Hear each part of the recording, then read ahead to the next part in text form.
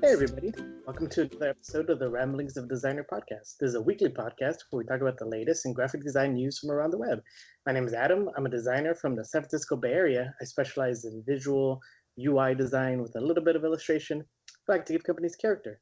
And every week I'm joined by my co-host, Terry. How's it going, Terry?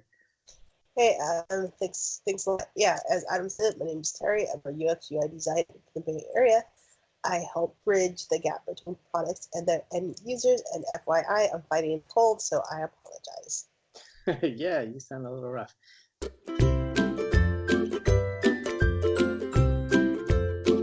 But we prevail.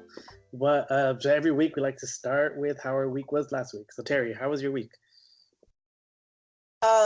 My new best friend was tissue. Sounds delicious.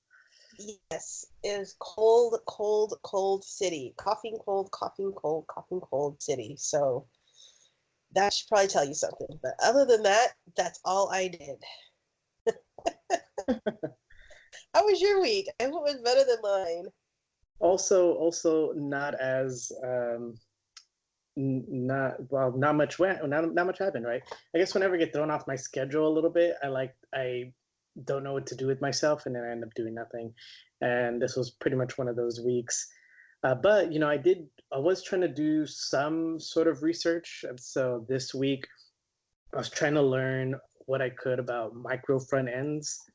And it has to do with development, and I know nothing about it, and I still kind of don't know that much about it, but it was pretty interesting to find out. I guess my summary is that usually in the past, when you had a website, when you were starting it out, you could really only choose one type of technology, I guess, right? Like one type of database, one type of code structure or whatever. And with what micro front ends allows you to do is to break a website up into different pieces and have different people tackle that how they want with whatever technology they need to get that done. And so you're segmenting a website in different parts. And you could also have different teams manage those different parts. And so you could have one team that just does the navigation, another team that just does, the checkout, another team that does whatever, And I was like, oh, okay, that's and you have a design system to keep everything consistent. So I thought that was kind of awesome. I still don't know that much about it, but I like that I'm at least skimming the surface of this kind of idea of using micro front ends, and so it was pretty interesting. That is interesting. Well, you did a lot more than what I did. Well, because whenever I hear of a technology or somebody says something that I don't know of, I'm like, damn, I gotta research and catch myself up to speed. And even though I don't know anything about development or coding that much, it's still just to know and try to stay in the know at least. But yeah, that was my week. So let's get into the news.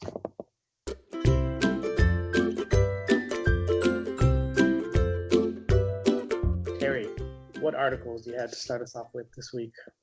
All right, I'm gonna go with something easy and breezy. It is called Image Hues, and it was actually a feature on Product Hunt. Mm-hmm.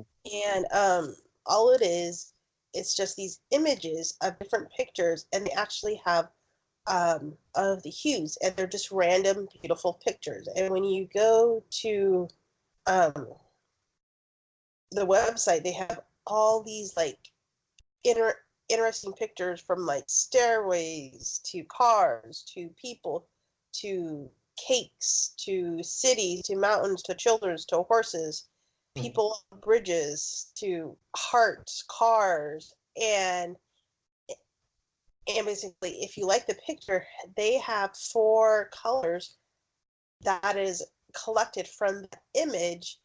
And when you hover over the color, it gives you the hex code. And basically, I thought that was kind of neat because if you are in a jam for like maybe a palette, maybe you can go to here like, ooh, I need a yellow, or I'm looking for a brown with something. It's like, oh, you know what? That might work. I'm going to go with that.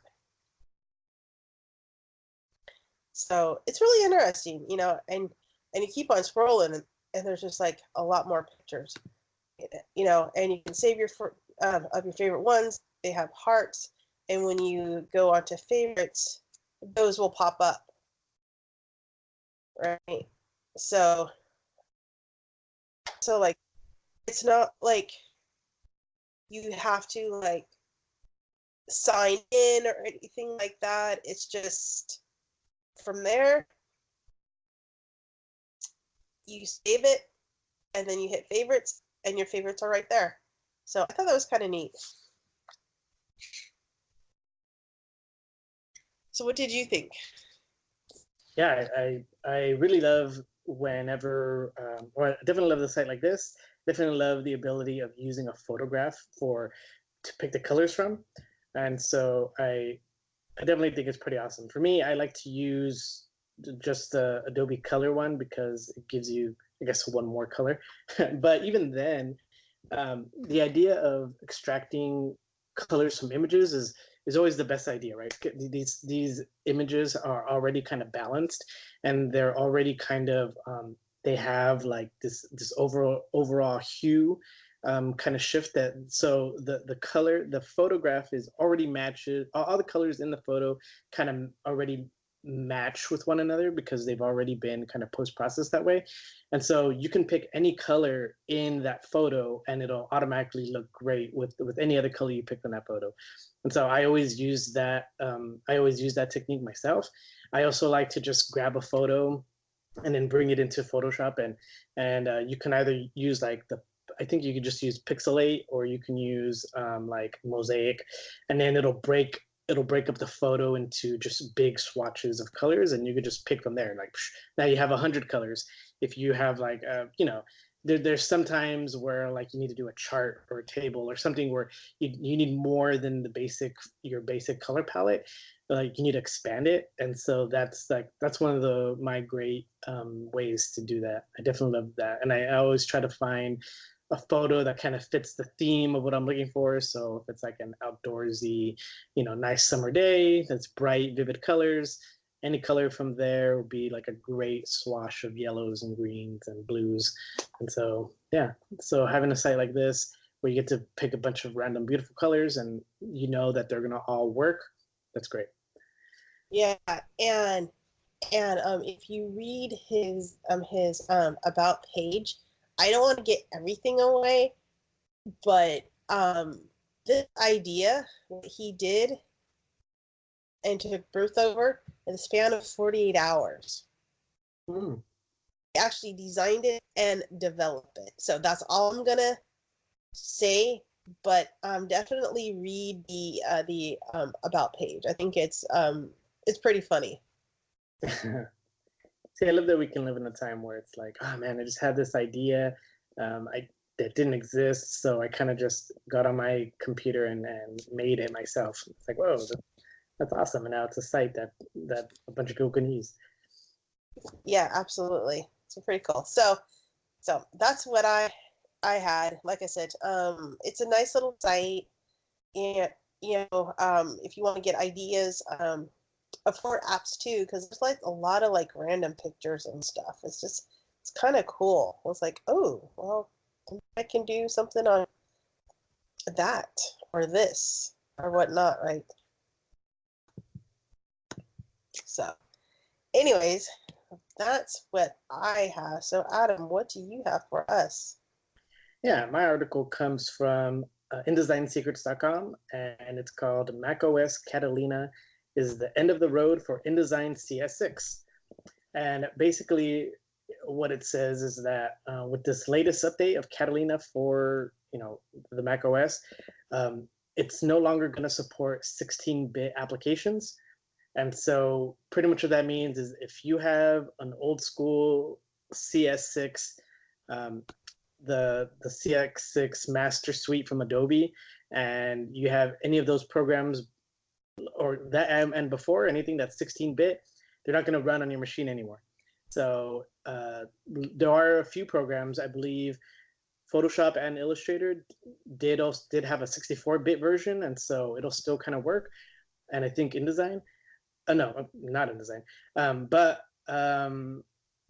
yeah, so if you are a person that wants the latest and greatest Mac OS software, but you don't want the latest and greatest Adobe products, and you're using CX6, don't update, because you're no longer going to have access to use any of those programs. And so that's just a fair warning. They've been kind of talking about it since earlier this year, but now I guess with the latest update, you won't be able to use it. So the article is pretty much just saying, be careful, read all the instructions before you update, and have a backup in mind just in case. But yeah, Terry, what do you think?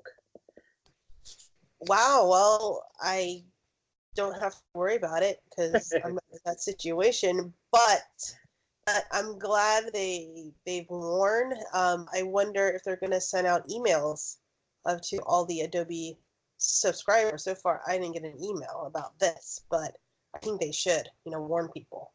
Just anyways, right? Yeah, well, that would be on Adobe to warn people. Or I guess they could even say that'll be a great kind of marketing campaign for Adobe to be like, hey, your stuff isn't gonna all your stuff isn't gonna work on the latest Mac OS anymore. Let's sign you up for a Creative Cloud account, and you can get started today, or I don't know, or something. But it definitely it's definitely tough, because I know there's definitely people who haven't updated because they don't need to, right? The stuff that they use works now. The stuff that they have now works, and there's no need, and they don't want to spend the money, right? You can save a couple $100 a year by sticking with your old software, and that makes sense. And for me, I know I'm super reluctant to update anything anytime, because I always feel like it's working great now. As soon as I update, something's going to mess up. It's not going to work the same. I don't want to risk it. And so I'm always the last to update, up until the point where it says, we can't run this software, we can't run this app on your device. I go, okay, well, maybe now I'll update. And so I'm definitely one of those people. And so, yeah, I mean, I hopefully people don't get stuck with this. So that was called macOS Catalina is the end of the road for InDesign CS6, and you can find that at InDesignSecrets.com. So Terry, what do you have? Okay, I have one more. How many people use Grammarly? I know I'm one of them. Do you use it, Adam? No, I don't use Grammarly. I would, but I think it's a paid subscription. I go, I'm Yeah, trying to spend less. right? And Yes. what is your magic word? Free 99. Yeah, and guess what? This is called the Hemingway Editor, and it is free. And you can write everything down, and then they will give you how many words, what grade, and basically if it's a passive voice, if the sentences are hard to read, or is it difficult to read, or how many adverbs, meaning. So it's really cool. So if you ever want to write something in there, you just go in there and you just start writing. And they just released a desktop app too. That's pretty interesting. Yeah. So basically, if you want to hit, there's two toggles. There's write and there's edit. So basically, if you want to hit the write, you just hit that button and you just copy and paste, and you just start typing. Like, hello, I am writing an article about UX and UI design. Okay, I just did a sentence, and let's hit edit and see.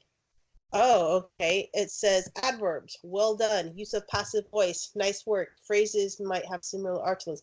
One sentence is hard to read. One sentence is very hard to read. So that means I need to add more, right? So it's pretty cool, and when it says show more, you can show more of the reading time, how many letters, how many characters, how many words, how many sentences, and how many paragraphs.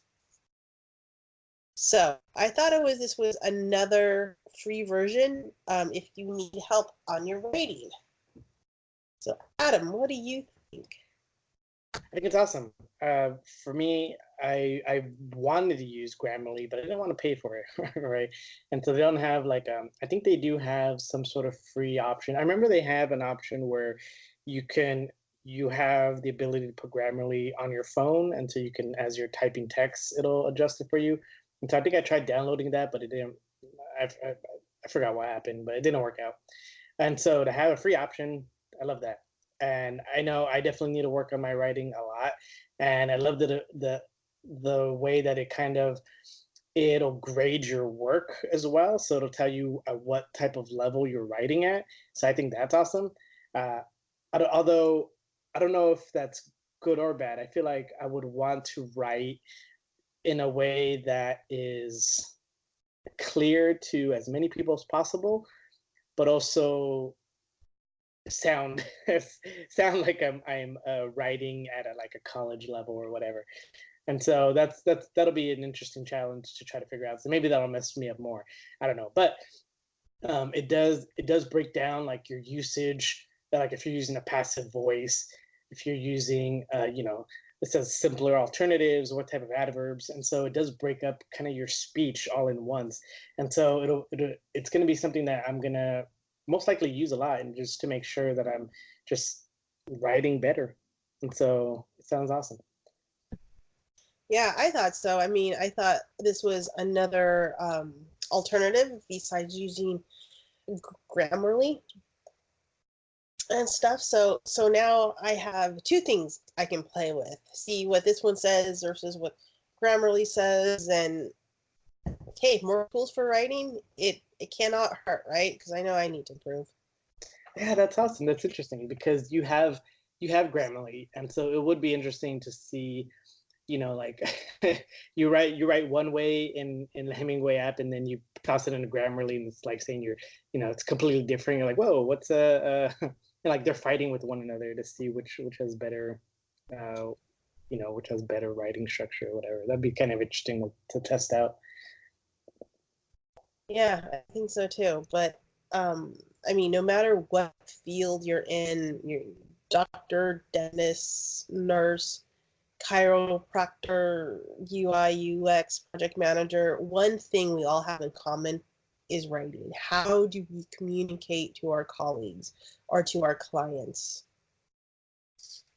Writing is huge. I don't know. That's my personal own opinion about that. Yeah, for me, like even I always cringe at when I send out emails because I feel like I write, I'm writing, I'm thinking faster than I can write, and then when I send it out, and then I'll read back at what I wrote, and I would like have missed words or phrases, and so it comes out wrong. And so I know I definitely need work on that. And so if I could just have this open and pop it in real quick every time before I send out an email, I think this will help out a lot. Yeah, I think so too. I think it's good. Nothing wrong. All right, Adam. So what do you have for us? So this is more. This is not a link. This is just a. I wanted to talk about Abstract on Netflix, and so Abstract is this kind of documentary style TV, or I guess show, where they follow different designers and artists from around the design community and around different industries, and you get to just see a breakdown of who they are, what they do, and I think it's amazing. So I saw the first season, and in the first season, they even have Paula Scher, and she talks about kind of coming up in the industry, and now she's at Pentagram and kind of what she does there. And she also it's also great too because it talks about what she does on the side when she's not designing. What does she do at home? And what she's doing is she's making these big O paintings where she paints, like, let's say the United States, but she'll pick like a theme within the painting. So she'll do, I don't know, like the capitals or the railway system or something. And so she'll paint that. And it's like this big old, just this big old kind of painting that you get to see her do. And it's great. Like, I love just being able to take a look at just different designers and artists in the industry, in their industries, and the best at their game, and kind of just see what their life is and and how they do what they do. So I saw season 1 that include Paula Scher. Also included as Devlin, which I guess she does stage design. So she does like designs for, if you were to go see a concert, like, you know, a big production like Lady Gaga or like Taylor Swift or something. And you know how sometimes they have these big elaborate kind of shows and structures and stage kind of elements, and so she's one of the designers that designs for things like that. And like I found that out, and I thought that was awesome. I was like, wow, like it's great to see this industry. I didn't even realize that there was like such a that it was a thing. And so getting to see her, I thought she was great. There's also Christoph Niemann, who he's an illustrator for he's an illustrator for the New York Times, and so he does a lot of covers, and get to see kind of his world and his kind of thought process, and thought that was awesome. But the reason why I want to talk about the show is that they just released season 2, and so there's a whole new group of characters that you get to kind of look into. I didn't get to see all of them because I only got to see one, and I jumped right to the end, which is Jonathan Hoefler, and he's a type designer, and so he works. Cool. Yeah. So the awesome thing about that episode too is that one, well, I don't get type design, because when you look at the work that he does, like he has to design every single character and every single type of instance, right? So lowercase, capital, and then the italics for it, and then the bold for it, and then the various thicknesses. And so he has a team of 16. Sometimes he says it takes him like 10 years to do it. And then what's pretty crazy too is that what's pretty fun is that in the episode, he talks about just like some of the different quirks that needs to happen in type design. And so I thought it was reassuring, because oftentimes, you know, like I'm working on logos and stuff, and so I'll get like a typeface, and then I want to edit it to fit whatever the design, right? So I'll add an element to a text. But then I'll always run into this case where it's like, hey, I set up all these grids, but some of these letters fit the grid and some of them don't. And like, why? What's the case? And so he talks about that, like how sometimes that's they need to do that just so it looks better optically. You know, sometimes it'll look great in bigger, but it'll look, when you shrink it down, it kind of looks off. And so they make all these little optical adjustments that don't necessarily fit a grid, but it's necessary for the letters. And I was like, oh, I mean, I'm pretty sure I knew that, but it's just like, but I didn't. But now that he says it, and that's how, you know, so like, oh, right. I mean, at least now I know that I'm not making the right, like the grid that I'm making to try to understand these letters. It's going to be different for almost every letter, right? For every type of letter. And so it's good just to know that, right? And he also mentioned how like he showed like this X, and one of the diagonals for one of the X is skewed a little bit. It almost looks like it's like when you run a diagonal into water and you see like the refraction, and they do that just so it'll look good. And so I always like that, knowing that I could break the rules if I need to optically, because for me, I'm more on the technical side where it's like, okay, the text needs to fit this grid. I'm gonna leave it like that because that fits the grid. But if I know now that I could like play a little, and you know, even these people in the industry, they need to do that. It's great. Like it gives me more leeway as well. So and also what's kind of interesting too is that for a lot of these types that he does a lot of research for them. Like I know he in the episode he talks about how he was trying to make a type based off of the typography found in old school watches, like watches from, I don't know, 1900s, 1800s.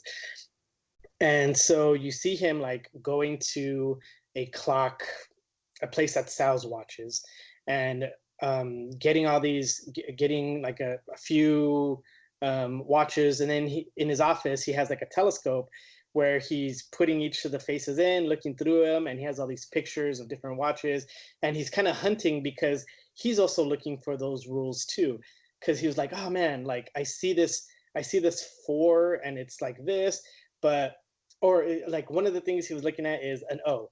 And he was saying that how there's an O or a U that's more circular in some fonts and there are more boxy in others.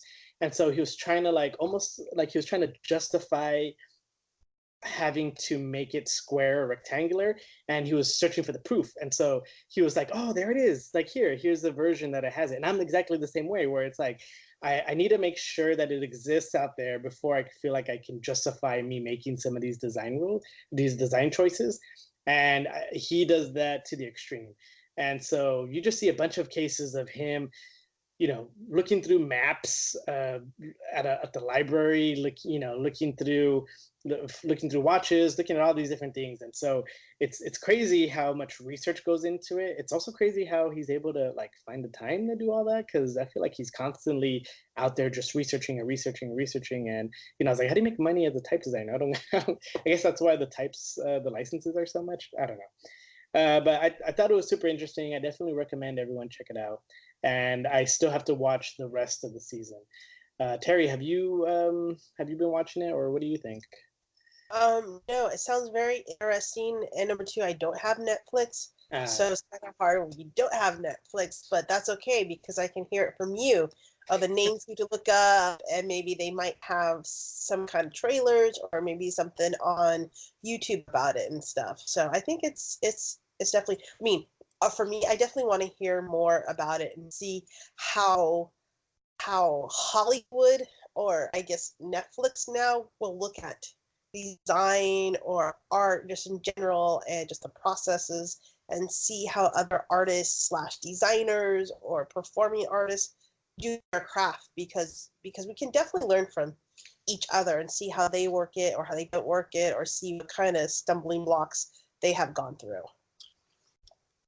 Yeah, that's so true. And then yeah, if you're absolutely right too. Just researching him on YouTube, you can find a bunch of videos. He's done talks before, so I'm pretty sure he gives you more in depth into all these different little quirks and typography. And so, I mean, watch the Netflix show, or at least or look up his name, and you can find just a bunch of different stuff too. It's also interesting too how like he created the font Knockout, I guess, and that was one of the fonts that Paula Scher used when she kind of made a big name for herself when she was, I guess she did a design for this public theater, this theater house. And so man, I feel like I'm pretty sure that's right. And so it's kind of interesting how linked, they were linked in that way too. And so he mentions that in the his article, his video as well. How it's like, yeah, I made this video, and then Paula Scher ended up using it for her stuff too. So it's interesting how you can find that link there. And he's done a lot of well-known fonts as well. He also his company is the site that owns typography.com. So I thought that was awesome too. Oh, okay, that's neat. Yeah, so you could definitely go there and see all the different fonts that his company works on. And yeah, that was it. It's called Abstract, and it's on Netflix, and so I recommend everybody check it out.